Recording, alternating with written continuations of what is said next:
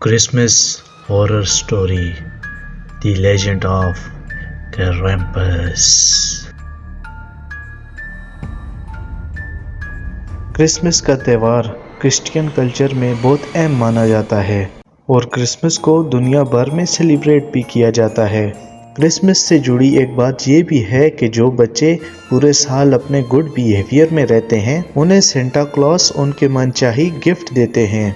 वो रात को चुपके से आके क्रिसमस ट्री के नीचे बच्चों के मन बहलाती गिफ्ट रखते हैं और बच्चे सुबह उठते ही उन गिफ्ट्स को देख के बहुत खुश हो जाते हैं। पर आपने सोचा है कि उन बच्चों का क्या जो अपने बेस्ट बिहेवियर में नहीं रहते। 11 साल का सैम कनाडा की एक सिटी टोरंटो में रहता था। सैम बचपन ही से हर चीज़ में एक्टिव था।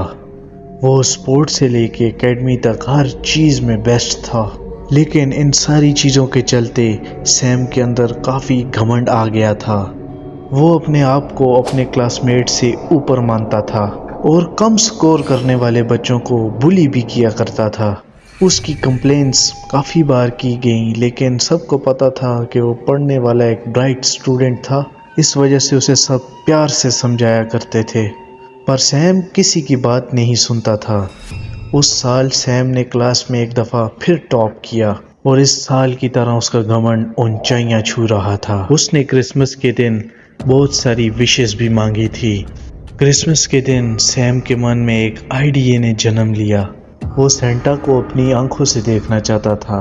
उसने डिसाइड किया कि रात 12 बजे के बाद जब सब सो जाएंगे वो उसी ट्री के आसपास कहीं छुप के सेंटा क्लॉस को आते हुए देखेगा। अभी तकरीबन रात के 12:30 बज चुके थे और सैम के घर में तमाम अफराद सो चुके थे। वो अपने कमरे से बाहर आया और किचन के एक छोटे से कैबिनेट में बैठ के छुप गया और उस दरवाजे की दरार से क्रिसमस ट्री बिल्कुल क्लियर नज़र आ रहा था।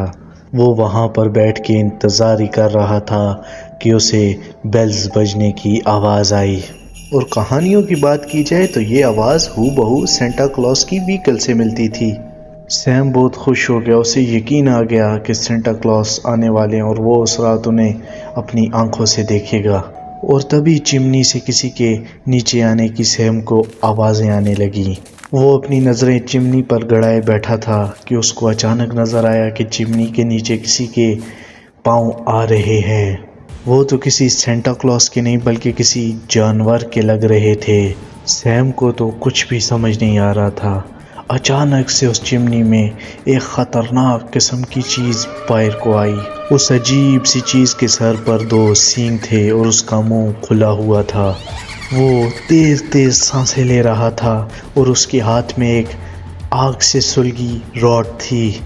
ये सब चीज़ देखकर ही सैम की तो चीख ही निकल गई और उस चीख को सुन के वो चीज़ उसकी तरफ अट्रैक्ट हुई। वो चीज़ सैम की तरफ दौड़ने लगी, लेकिन सैम वहाँ से निकल के जल्दी से अपने कमरे की ओर भागा। वो इतनी ज़ोर से चीख रहा था लेकिन फिर भी उसकी चीखें कोई भी नहीं सुन रहा था।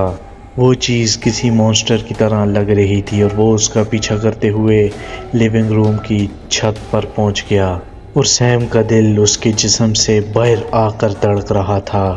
और देखते ही देखते उस मॉन्स्टर ने सैम को पकड़ लिया और ज़मीन पे लेटा दिया।